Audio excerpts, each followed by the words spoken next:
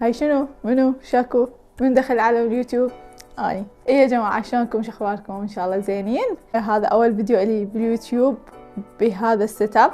ممكن كنت انشر شغلات عادية او شرت فيديو، بس هسه نبلش بسلسلة جديدة ووصفات جديدة هنا، ونشوف شنو يطلع ويانا. ومنه جاي تصيحوا لي اليوتيوبر منى او يوتيوبرية، ما اعرف شنو. المهم ما دام دخلت بعالم اليوتيوب فها هي نمشي بهذا اللاين. هنا راح تكون الوصفات شوية طويلة، تفاصيل أكثر، نسولف أكثر، ندردش، نفتح ممكن مواضيع وإحنا نطبخ، يعني ما أعرف شو راح يصير، بس أنا متأكدة راح يصير شي حلو. وتابعوا القناة؟ لا، هو تابعوا القناة شو يقولون؟ سووا سبسكرايب. فالمهم سووا سبسكرايب، دزوا لأصدقائكم. نبلش بالوصفة. أول وصفة راح تكون بانكيك بس مالح ويا خضروات، والطعم فتشي كان نهاية العالم.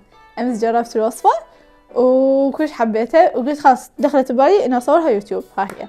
فيلا نبلش بالوصفة ونشوف شلون نسويها. بس أول شي نشيل هاي الطاسة الكبيرة، لأن نحتاج ننقع بذور الشيا. نجيب طاسة خاشوقة بذور الشيا، هاي خاشوقة وخاشوقتين مي، نشيلها على صفحة. هسه نحضر خليط البانكيك. نحتاج كوب قياس، اوكي، كوب قياس 3/4 الكوب طحين، اوكي، وربع سميد، اوكي،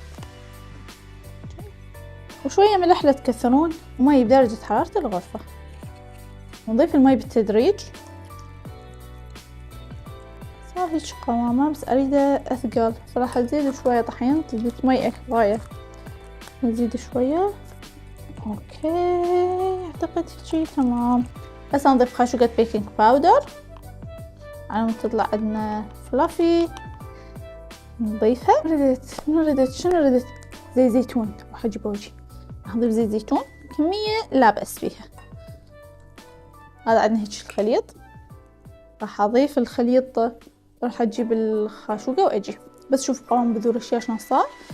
راح اضيفه للخليط. تقدرون تستغنون عن هاي الخطوة وتضيفون بيض. هاي الوصفة تفيد اللي عندهم حساسية بيض ما يقدرون يستخدمون، استبدلوا بذور شيا. يلا نضيفه ونخلط. اوكي، هسه راح اخلي بهارات. خلي شوية اوريجانو، زعتر بري، بابريكا، ملح، فلفل اسود، بس. هسه نشيل الخليط على صفحة ونبلش نقطع. راح اجيب الحلوم، قطع ناعم خشن حسب ذوقكم. ناخذ جزء نقطعها هم مكعبات. اوكي، صار عندنا جبن نوعين، قدنا نضيفون هم موزاريلا. هسه راح اضيف فلفل.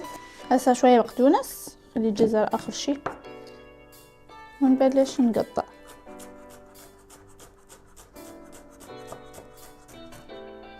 هيك تمام. طبعا كنت ناسية اهم مكون اللي هو الزيتون، فنحتاج زيتون اسود يكون مايع. فنجيبه هيجي هيجي، ماكو اسهل من هيجي. راح شوية بس اقطع انعم، بس شوية. اخر شي راح ابرش الجزر ناعم. جبت المبراشة، هسه نبرش. وهسه وقت الميكس. انا دا اصور وهذا هيجي. نزلت العبر ارتبشي. اوكي، سووا نفسكم ما شايفين على جهة، واتمنى تغلسون على هاي اللقطة اللي هيك مخليتها. قلبي ليش صار بيها. نجيب الذرة وكل شي قطعناه. شو نريده؟ شوفوا لي يا جماعة، فرحوا وياي، جبت لكم طباخ. طبعا هذا الطباخ من زمان عندي بس ما احب استخدمه. نجيب الطاوة اللي عليها زيت زيتون. راح ناخذ خاشوقة،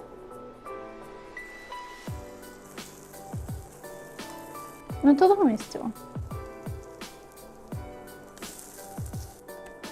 واو، شوفوا ايش قد حلوة.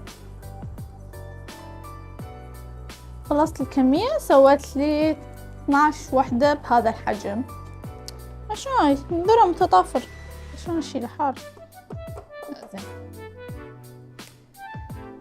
اشيله على صفحة.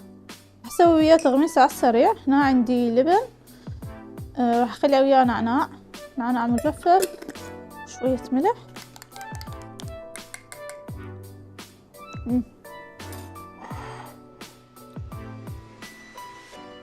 خلي لما جال بالنص.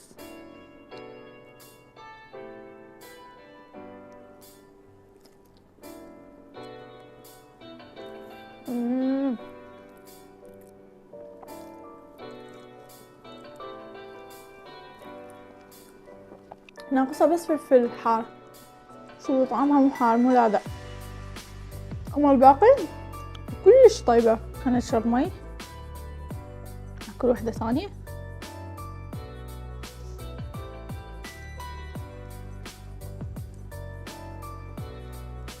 مكس الخضار ويا الأجبان، مالح، السويت مال الجزر والذرة شوية، زيتون، كله هيك مكس مع بعضه كلش عالمي. حرفيا لازم تجربوها، رهيبة. بس والله اتمنى عجبتكم الوصفة، تابعوني الوصفات الثانية. مع السلامة.